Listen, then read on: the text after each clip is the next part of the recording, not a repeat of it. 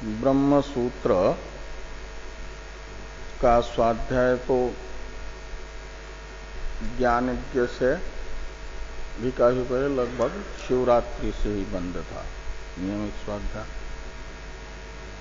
छांदोग्य उपनिषद ज्ञानज्ञ के पहले पहले हो जाए इस दृष्टि से ब्रह्म सूत्र के नियमित स्वाध्याय को हम लोगों ने द्वितीय अध्याय के द्वितीय पाद का स्वाध्याय पूर्ण होने के बाद स्थगित रखा था।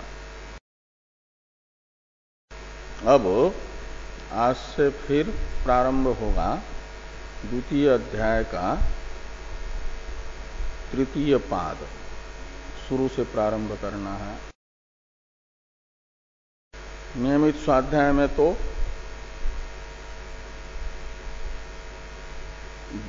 यानी पहले अधिकरण सार, फिर मूल सूत्र, भाष्य और भाष्य रत्न प्रभा नामक टीका, ऐसे 4 ग्रंथ चलते हैं। वैयासिक न्यायमाला नामक अधिकरण सार एक स्वतंत्र ग्रंथ है, उसका भी चलता है, सूत्र का भी चलता है और भाष्य रत्न प्रभा का तो चलता ही है। भाष्य रत्न प्रभा नामक जो भाष्य की टीका है, टीकाकार प्रत्येक पाद के प्रारंभ में पाद के प्रतिपाद्य अर्थ को मंगलाचरण के श्लोक में ही बताते हुए मंगलाचरण करते हैं। सभी पादों के प्रारंभ में तत्त पादों का प्रतिपाद्य विषय भी अध्येताओं के ध्यान में आ जाए और मंगलाचरण भी हो जाए, ऐसा एक उनका अभिप्राय लगता है। इसी दृष्टि से ये जो द्वितीय अध्याय का तृतीय पाद, इसकी ये है हमारे पास जो पुस्तक है, इसके अनुसार 498 पृष्ठ पर। इसमें प्रथम अधिकरण वियद अधिकरण है। वियद अधिकरण के व्याख्यान रूप भाष्य की व्याख्यान रूप जो टीका है, उस टीका का मंगलाचरण है, उसका पहले उच्चारण किया जाए।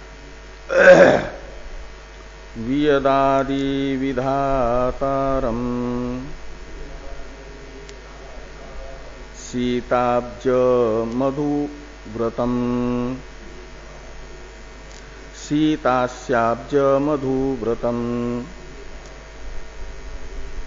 नित्यचिद विश्वकर्तात्मा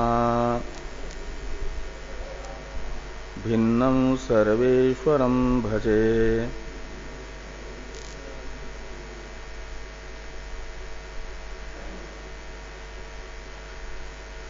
तो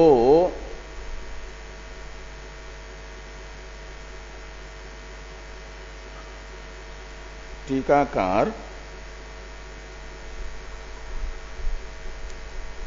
अपने भजनीय को बताते हैं कि मैं भजन करता हूं। भजे, भजे का अर्थ गुजराती या मराठी में जो होता है वो नहीं समझना है। कि पानी निकलेगा मुंह से,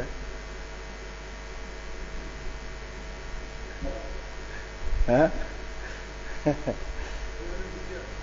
भजे यानी पकौड़ी। अभी वैराग्य सीखा है इन्होंने, रसन इंद्रिय से पकौड़ी का नाम सुनते आ जाएगा पानी।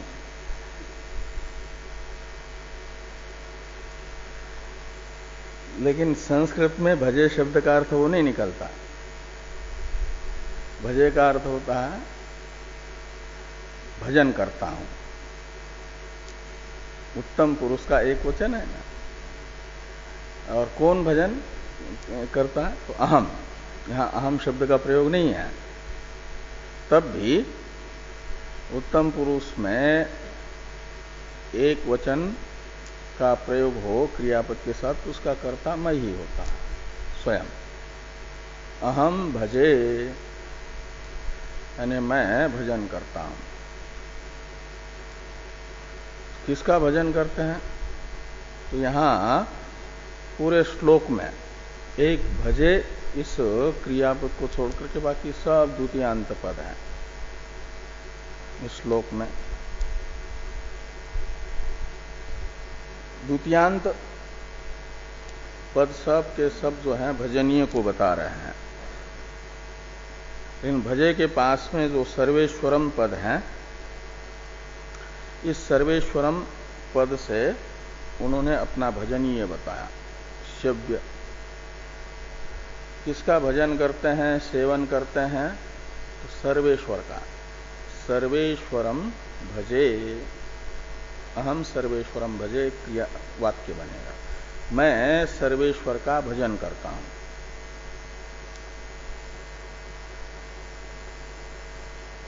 सर्वेश्वर यानी सर्वेशाम ईश्वरः सर्वेश्वरः तम सर्वेश्वरम।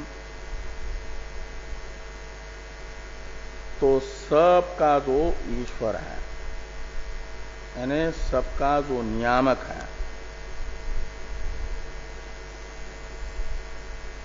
वो कौन है? अंतर्यामी। एक अंतर्यामी ब्राह्मण बृहदारण्यक उपनिषद में आता है। वो सबका उस अंतर्यामी ब्राह्मण में सबके नियामक के रूप में परमात्मा को बताया है, ब्रह्म को बताया है अंतर्यामी के रूप में। वो सब के अंदर रह करके सबका नियमन करता है। यह आत्मनि तिष्ठन् आत्मानम अंतरो यमयति। हमारे अंदर भी रह करके हमारा अंदर से नियमन करता है। का मतलब ईश्वर सर्वभूतानां वृद्धे शर्वोन तिष्ठति भ्रामयन् सर्वभूतानि यंत्रारूढ़ानि मायया। गीता में प्राणी मात्र के हृदय में रह करके प्राणी मात्र का जो नियामक बताया, भ्रमण कराता है, का मतलब प्रवृत्त कराता है। भ्रामयन् सर्वभूतानि यानी सबको अपने अपने कार्य में प्रवृत्त करता हुआ, वो सर्वेश्वर हैं, सर्वांतरयामी। और वो हैं टीकाकार के भजनीय। सर्वेश्वरम अहम भजे।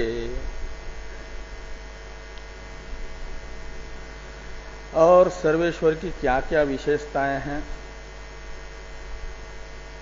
वो विशेषताएं बाकी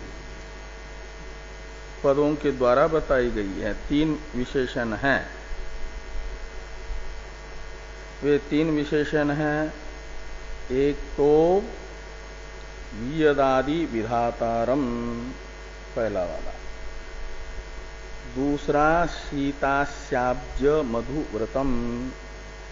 तीसरा नित्यचित विश्वकर्त्रात्मा भिन्नम। यहां तक एक है पूरा। नित्यचित विश्वकर्त्रात्मा भिन्नम और सर्वेश्वरम भजे।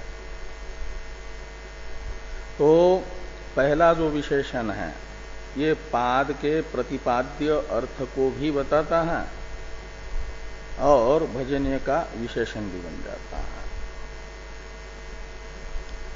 इस पाद में यही बताया जा रहा है कि परमात्मा यानी आकाश आदि परमात्मा की कृति यानी कार्य है। परमात्मा आकाश आदि सबका कर्ता है। आकाश आदि का कर्ता परमात्मा है।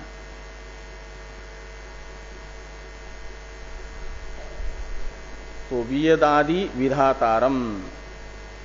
विधाता शब्द का अर्थ होता है कर्ता, वी उपसर्ग पूर्वक धा धातु का अर्थ जो क्री धातु का अर्थ होता है वही निकलता है। करोति और वी दधाति पर्यायवाचक शब्द है। करोति कहो या वी दधाति कहो, ऐसा कर्ता कहो या विधाता कहो, एक अर्थ निकलता है। किसका कर्ता? विधाता यानी कर्ता। वो सर्वेश्वर जो टीकाकार के भजनीय हैं वे विधाता हैं। विधाता का मतलब कर्ता है, निर्माता है। किसके निर्माता हैं? तो वियदादि विधातारम। वियद और आदि शब्द से यहां पर बाकी जो पूर्व पक्षी कहते हैं कि कार्य कोटि में नहीं आ सकता, वायवादी इन सबको, और सभी जितने भी कार्यत्व रूपेण वेदांत में प्रसिद्ध हैं सारा प्रपंच ही। तो वियदादि विधातारम, उस सारे कार्य मात्र का जो करता है उस सर्वेश्वर का मैं भजन करता हूं, वो मेरे भजनीय है।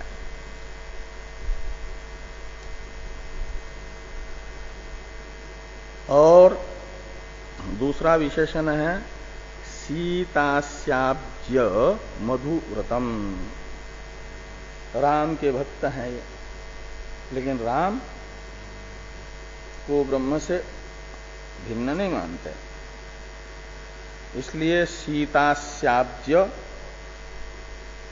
में सीता शब्द का तो अर्थ सीता ही लेना, और सीतास्याब्ज में आस्य शब्द का अर्थ होता है मुख।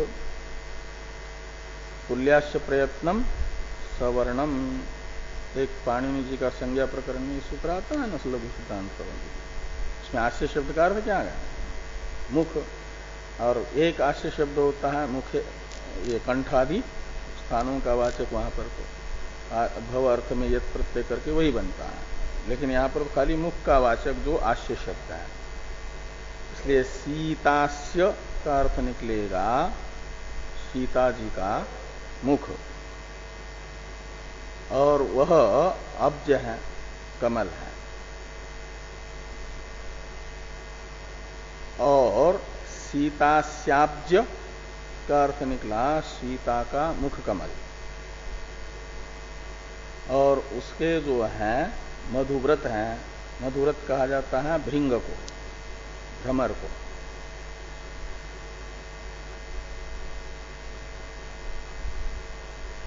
तो सीता है एक प्रकार से शक्ति, और शक्ति से समन्वित जो ब्रह्म का मतलब, जब माया रूपी शक्ति प्रकृति नहीं होती है तो ब्रह्म में कारणत्व भी नहीं है। अन्य देव तद अविदितात अथो अविदितात अधि, इसमें अविदित शब्द का अर्थ है कारण, और मुख्य जो परमात्मा का स्वरूप है, निर्विशेष स्वरूप, निरुपाधिक स्वरूप, वह अविदित से भी अन्यत है, भिन्न है, मतलब कारण भी नहीं है। कारणत्व भी जो ब्रह्म में आता है वह आता है प्रकृति के, माया के कारण। प्रकृति के कारण कहो, माया के कारण कहो। इसलिए सीता है एक प्रकार से मूल प्रकृति जो ब्रह्म की शक्ति रूपा है, और उससे समन्वित ब्रह्म वो सर्वेश्वर अंतर्यामी। और एक विशेषण है कि नित्य चिद विश्वकर्त्रात्मा भिन्नम।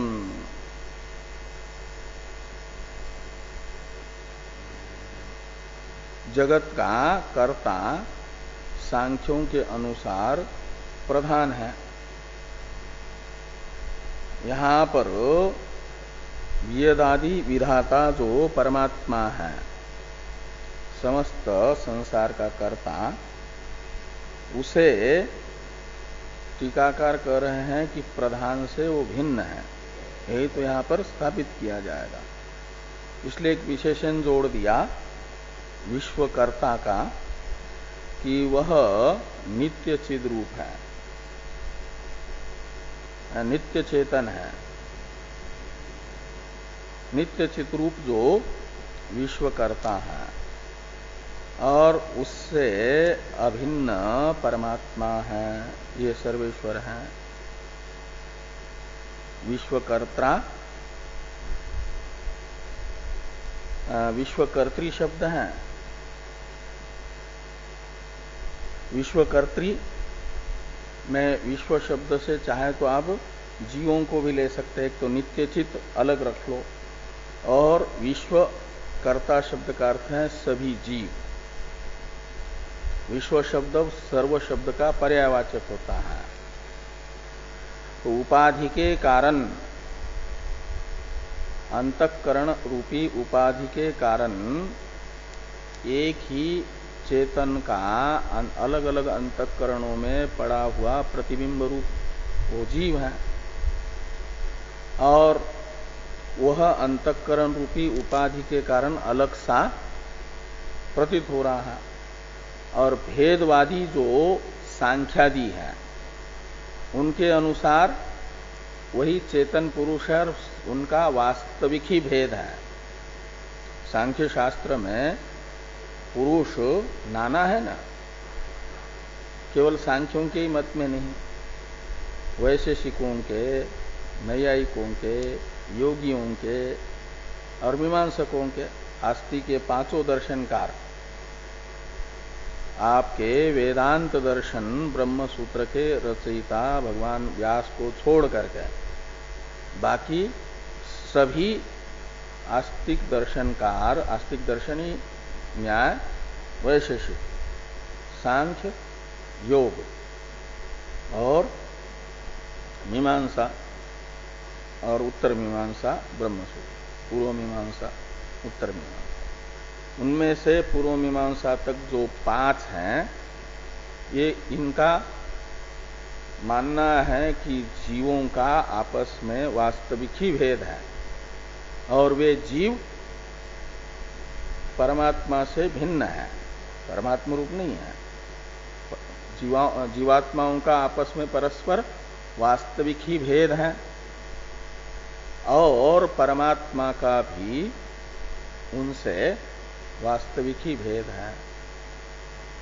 जीवात्मा आपस में भिन्न भिन्न है, वे सब के सब परमात्मा से भी भिन्न ही है, अभिन्न नहीं है। ये जो तार्किकों का सिद्धांत है, ये वेदांत सिद्धांत विरुद्ध है, वेदांत सिद्धांत के साथ इसका विरोध है। इसलिए वेदांत का सिद्धांत बताने के लिए ये विशेषण है, मेरा जो भजनीय सर्वेश्वर है वह किसी भी जीव से भिन्न नहीं है, सबसे अभिन्न है और वो चेतन है। विश्व विधाता, क्या नाम, वेद आदि विधाता बता करके सांख्यों को ये न लगे कि प्रधान ही इनका भजनीय है, जगत का रचयिता। इसलिए एक विशेषण दे दिया कि नित्य चित,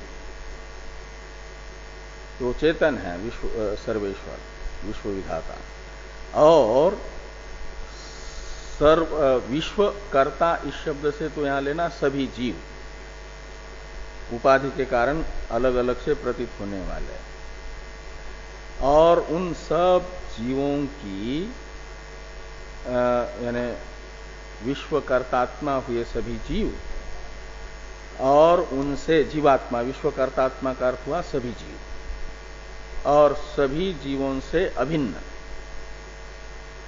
ये विश्वकर्तात्मा भिन्नम पद का अर्थ निकलेगा।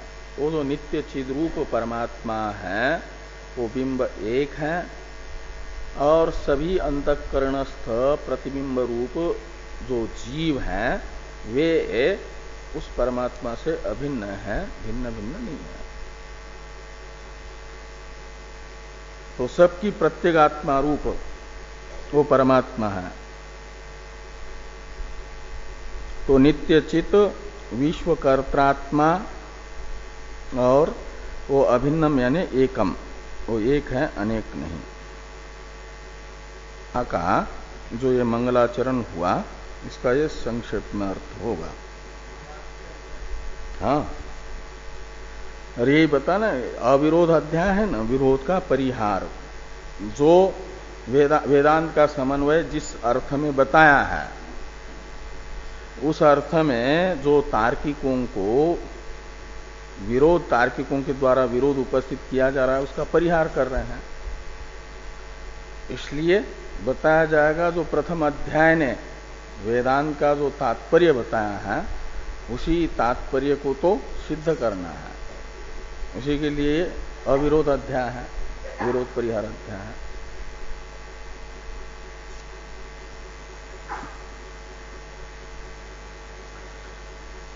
टीकाकार के भजनीय हो गए सर्वेश्वर शब्द से बताए गए और वियदादि विधातारम इससे बताए गए एक प्रकार से तत्वमसि वाक्यांतर्गत तत्पदार्थ और नित्यचित विश्वकर्ता भिन्नम इससे वाक्यार्थ बताया, तत्वमसि वाक्यार्थ। तो ये तो हो गया एक प्रकार से, तो ये कह रहे हैं अब वियद अधिकरण तृतीय पाद का प्रथम अधिकरण है, इसकी अवतरण टीका को देखिए, फिर अधिकरण सार के दोनों श्लोकों का उच्चारण करेंगे हम लोग। तो जीवस्य अनुत्पत्ति प्रसंगेन आकाशस्यापि उत्पत्ति असंभवम आशंक्य परिहरन् आदौ एकदेशी मतम आह न यद अश्रुते। तो ये कह रहे हैं पूर्व अधिकरण में ये बताया गया, पूर्व पाद में अंतिम अधिकरण में कि जीव की उत्पत्ति नहीं होती। भागवत मत का निराकरण करने वाला था ना अंतिम अधिकरण की, हाँ वही भागवत धर्म, भागवत मत यानी पांचरात्र दर्शन में भागवत का अर्थ श्रीमद् भागवत, ये नहीं, भगवान के भक्त हैं नारद जी और उनका रचा हुआ दर्शन है पांचरात्र दर्शन। उसमें कुछ कुछ बातें वो तो भक्ति को बढ़ाने के लिए मात्र उन्होंने लिखा हुआ है, इसलिए उसका उद्देश्य भक्त बने लो।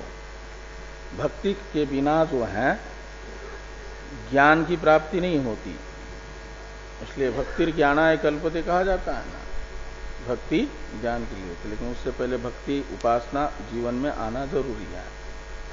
तो लोग भक्त बने इस दृष्टि से इतना ही उद्देश्य रख करके वो पांचरत्न दर्शन लिखा गया है, और उसमें जीव की उत्पत्ति भी बताई है। एक परमात्मा है वासुदेव, फिर जीव प्रद्युम्न उनका पुत्र, अंतक मन रूपी उसका पुत्र है अनिरुद्ध जीव का, और संकर्षण भी बताया है, जीव को संकर्षण बताया, और अनिरुद्ध है मन। ऐसे ऐसे जो है चार तत्व उन्होंने माने हैं, और उनमें से वासुदेव से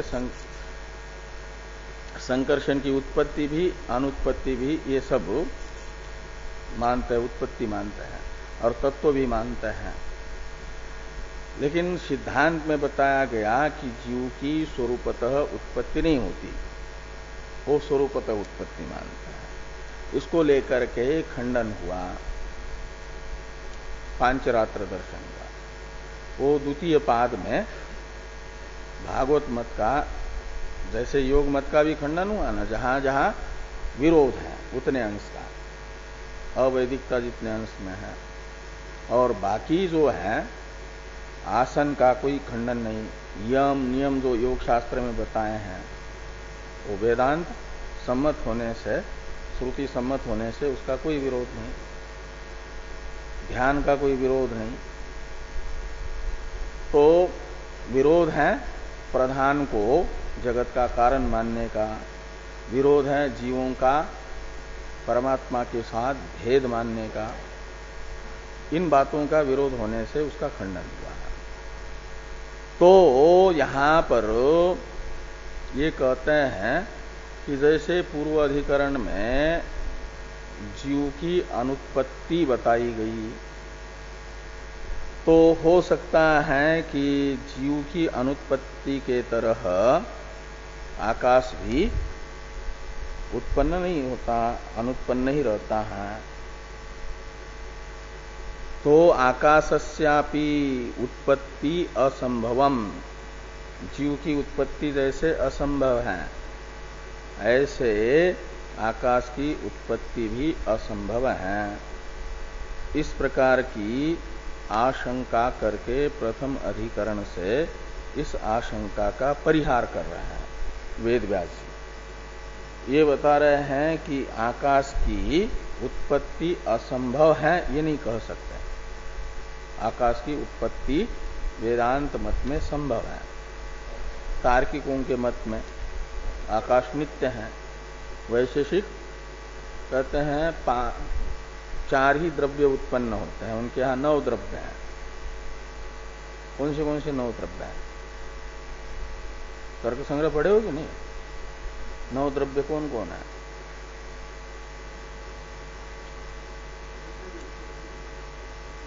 पृथ्वी, जल, तेज, वायु, आकाश, काल, दिशा, आत्मा, मन।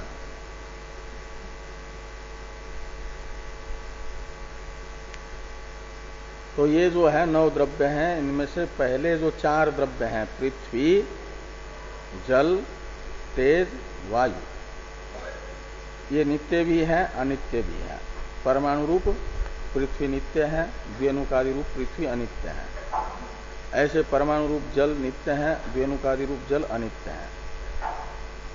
लेकिन आकाश के 2 भेद नहीं है, कार्य रूप और कारण रूप। ऐसा आकाश तो नित्य ही है, एक है, नित्य है, विभु है।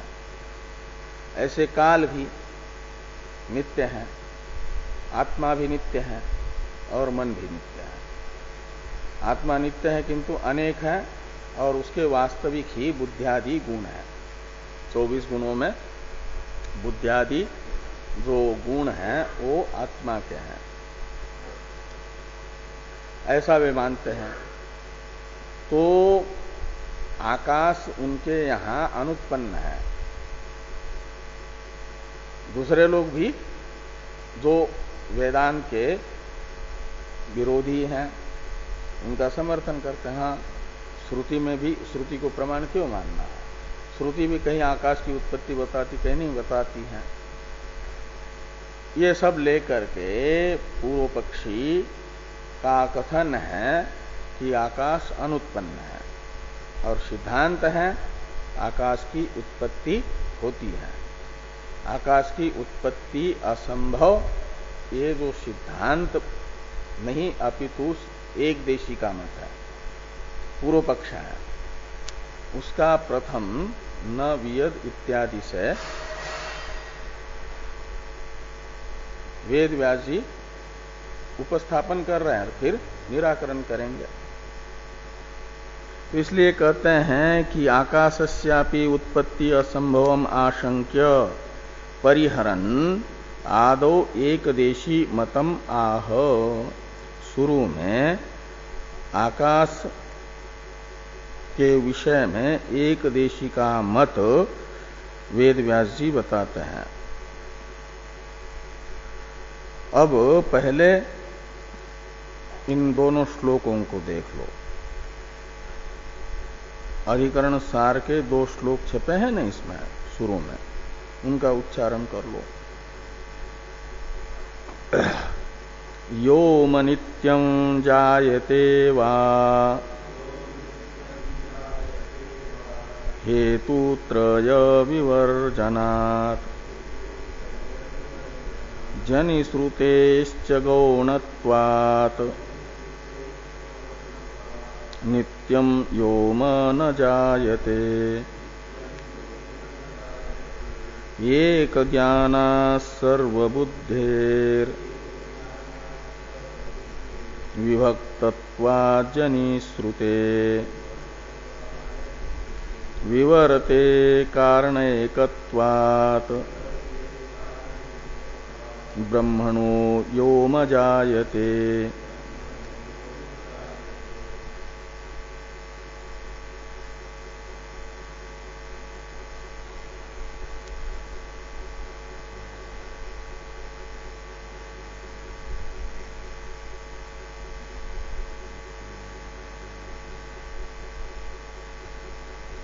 तो योम नित्यम जायते वा, ये इस अधिकरण का विषय रहेगा। क्या नाम, संशय अधिकरण में विषय तो है आकाश की उत्पत्ति नहीं होती है या होती है, ये संशय होगा। तो योम नित्यम, अनुत्पत्ति मानने वालों का पक्ष है कि आकाश नित्य है। जायते वा, अथवा उत्पन्न होता है। तो इस प्रकार ये संशय होने पर पूर्व पक्षी तो है कि योमो न जायते, नित्यम योम न जायते। योम यानी आकाश नित्य है, उसकी उत्पत्ति नहीं होती है। योमो नित्यम योम न जायते। तो फिर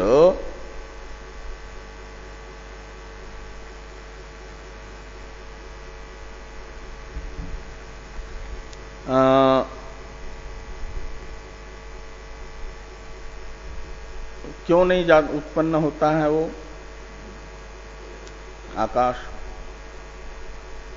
तो कहते हैं तार्किक लोग, उनके यहां 3 कारण होते हैं प्रत्येक कार्य के। जैसे घट रूपी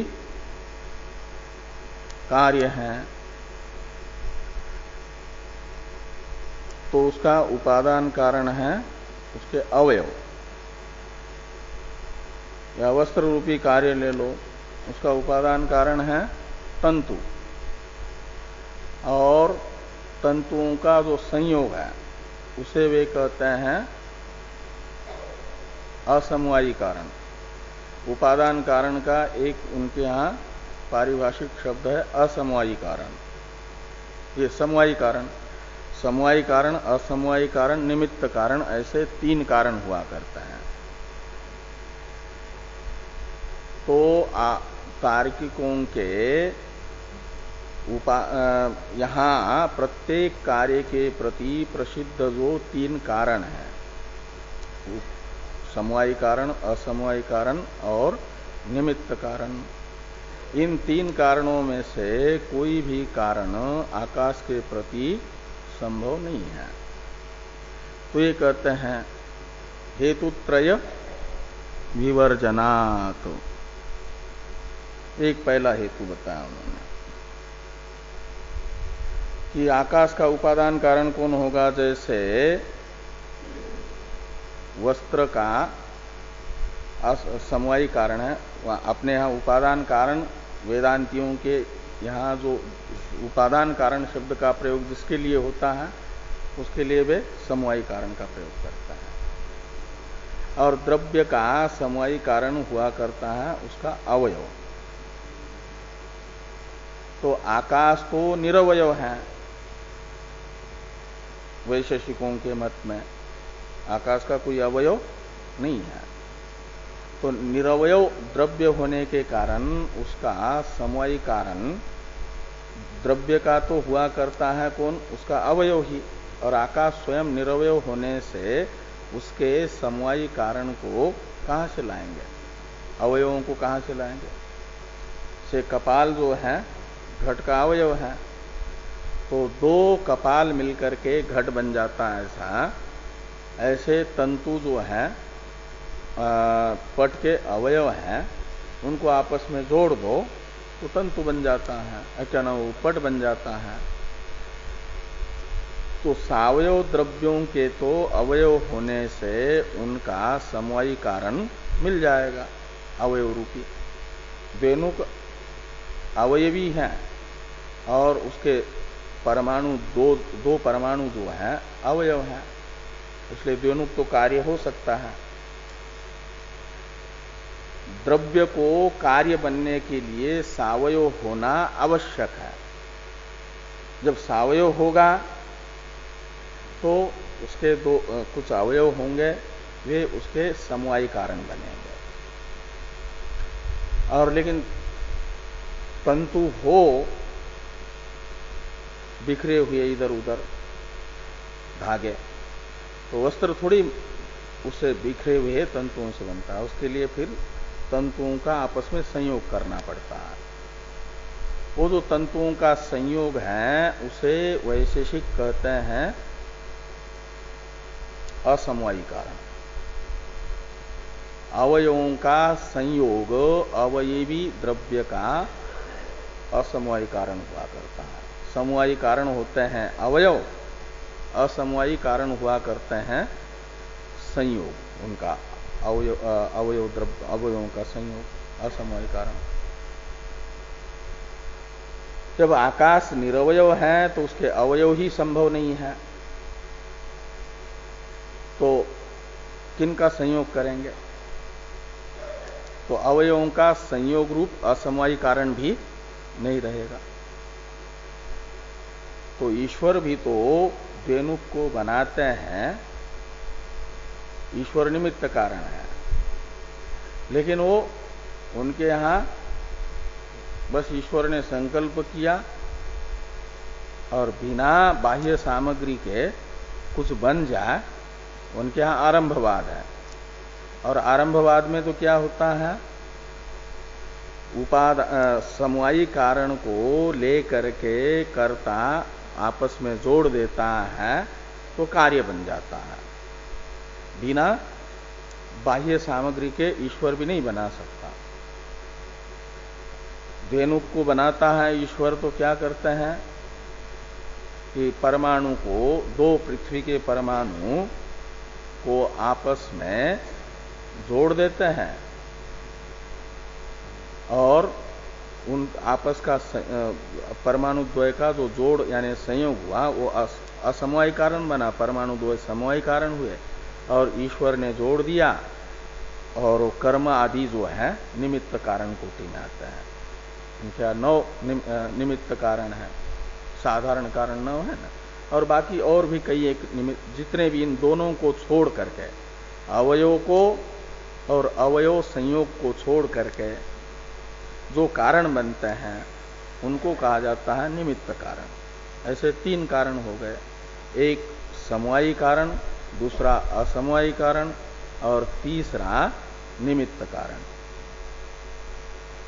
ये 3 कारण होने पर ही, और निमित्त कारण में कई एक है, दंड चक्र आदि कुलाल, ये सब निमित्त कारण कोटि में आते हैं। और ईश्वर, ईश्वर इच्छा, ईश्वर ज्ञान, ईश्वर कृति आदि ये सब जो है निमित्त कोटि में लिया जाता है। प्रतिबंध का अभाव, प्राग अभाव, ऐसे ये सब कारण है अदृष्ट। तो हेतुत्रय विवर्जनात्, इसमें हेतु शब्द से लेना ये तीनों कारण, समवायी कारण, असमवायी कारण और निमित्त कारण। निमित्त कारण बिना इन 2 कार्यों, इन दोनों से भिन्न जो हुआ करता है उसे वे निमित्त कारण कहते हैं। तद उभय भिन्नम कारणम निमित्त कारणम, ये उनके निमित्त कारण का लक्षण है। और समवायी कारण निमित्त कारण को समझाने के लिए, समझने के लिए आवश्यक होगा जिससे भिन्न समझना है, जिन दोनों से भिन्न कारण बनेगा उसे कहा जाता है निमित्त कारण। तो वो 2 पहले प्रसिद्ध हो ना, अप्रसिद्ध प्रतियोगिक भेद नहीं लिया जाता। जिससे भिन्न दिखाना है वो पहले दो संभव हो, तब तो उनसे भिन्न तीसरा निमित्त कारण बन पाएगा। लेकिन आकाश निरवय होने के कारण अवयव नहीं है, अवयव न होने से अवयव संयोग रूपी असमवाय कारण भी नहीं रहेगा, और ये दोनों कारण के न होने से इन दोनों से भिन्न जो होता है उसे निमित्त कारण कहा जाता है, वो भी नहीं बनेगा। तो हेतुत्रय विवर्जनात्, ये जो एक हेतु बताया अपनी प्रतिज्ञा की सिद्धि के लिए कि आकाश नित्य है, उसकी उत्पत्ति नहीं होती, उत्पत्ति संभव नहीं है। क्यों संभव नहीं है? तो वो लोग अपनी मान्यता के अनुसार बताएंगे कि प्रत्येक कार्य के प्रति जो है तीन कारण हुआ करते हैं, उन तीन कारणों में से एक भी कारण आकाश का न होने से, इन तीनों कारणों से रहित आकाश होने से आकाश नित्य है, उत्पन्न नहीं होता। तो कहा फिर तस्माद् वा ये तस्माद् आत्मनः आकाश संभूत, इस वेद वचन का क्या होगा? वैशेषिकों को सिद्धांतियों ने पूछा जो आकाश की उत्पत्ति मानते हैं। वे लोग आकाश को नित्य मानने वालों को पूछ सकते हैं ना कि तस्माद् वा ये तस्माद् आत्मनः आकाश संभूत, यह श्रुति बता रही है कि ब्रह्म से आकाश उत्पन्न हुआ है। इस श्रुति का क्या होगा? आकाश की उत्पत्ति बताने वाली श्रुति का।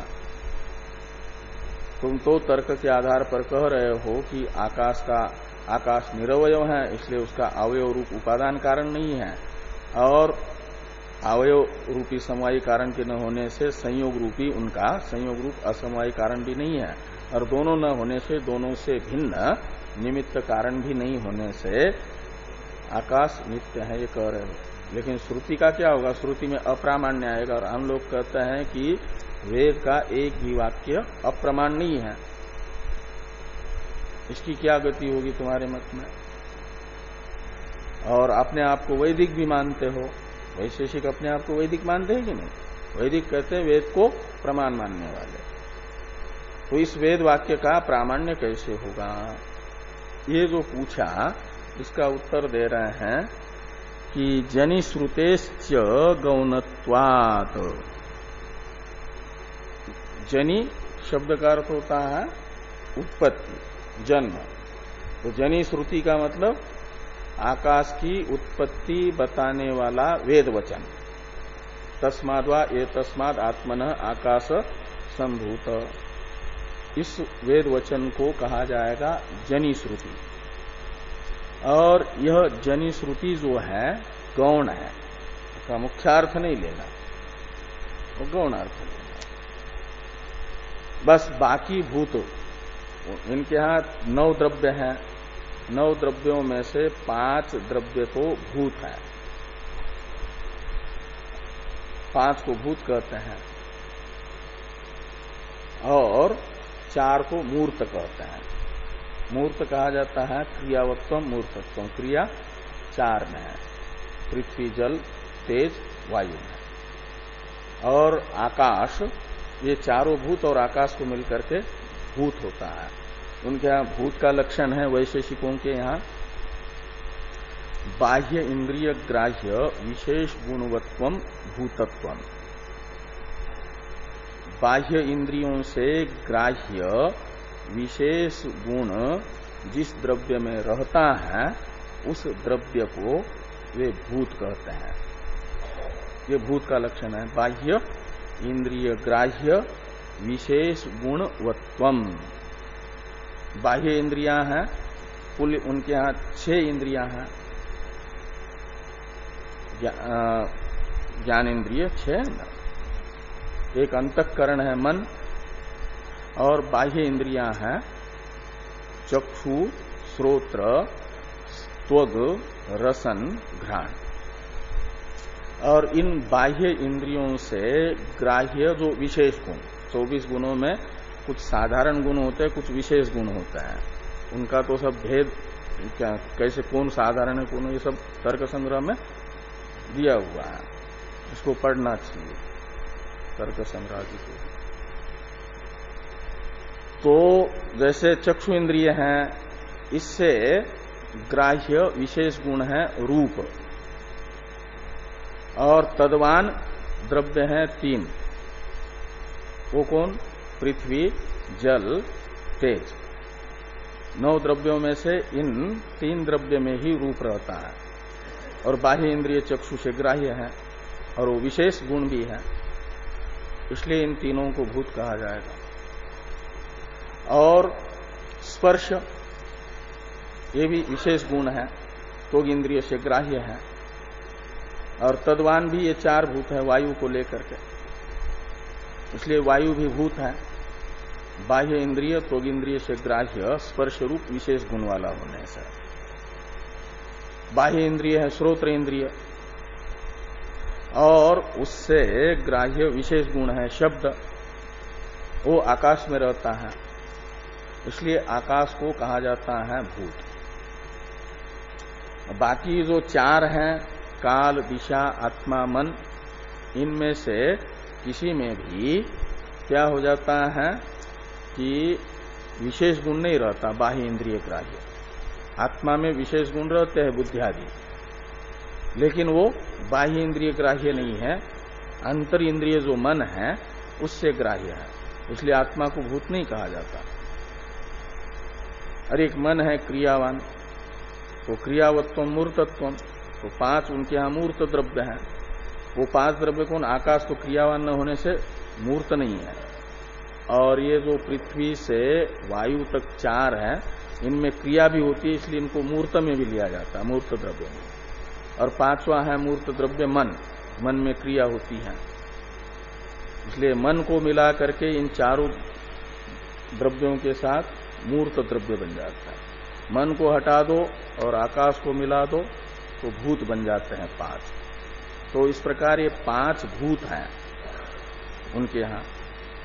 5 भूतों में से 4 भूत सावयव है, पृथ्वी भी सावयव है, और यानी कार्य रूपा पृथ्वी, ये चारों कार्य रूप भी हैं और कारण रूप भी है, तो निरवय भी है परमाणु रूप होने से। तो इन चारों की तो उत्पत्ति होती है, क्योंकि इन चारों का जो है समवायी कारण, असमवायी कारण, निमित्त कारण, हेतुत्रय संभव है वैशेषिकों के यहाँ। इसलिए चारों उत्पन्न हो गए हेतुत्रय से युक्त होने से, और 4 उत्पन्न हो रहे हैं, उनके साथ ये 5वां भी आ गया, तो गौण रूप से इसको भी मुख्य रूप से तो श्रुति को बतानी है 4 भूतों की ही उत्पत्ति, और 5 भूतों को बताना है, इसलिए 4 भूतों के साथ 5वां जो कहा गया गौण रूप से, उसको भी उत्पन्न सा बताया। उत्पन्न नहीं होता है, लेकिन उत्पन्न होने वाले 4 भूतों में रहने वाला भूतत्व रूप गुण उसमें देख करके गौण रूप से वहां पर उत्पत्ति का वर्णन है, ऐसा समझना चाहिए। ये कौन कहते हैं? वैशेषिक, उस श्रुति का अर्थ लगाने के लिए। तो जनी श्रुतेश्च गौणत्वम, जनी श्रुति यानी आकाश की उत्पत्ति को बताने वाला श्रुति वचन वो गौण है, मुख्य नहीं। जनि श्रुतेश्च गौणत्वात् नित्यम योम न जायते, इसलिए योम तो नित्य ही है, उत्पन्न नहीं होता। ये पूर्व पक्ष हुआ। सिद्धांत है एक ज्ञाना सर्वबुद्धेर विभक्तत्वात् जनि श्रुते विवर्ते कारणेकत्वात् ब्रह्मणो योम जायते। इस श्लोक से इस पर चर्चा हम लोग कल करते हैं।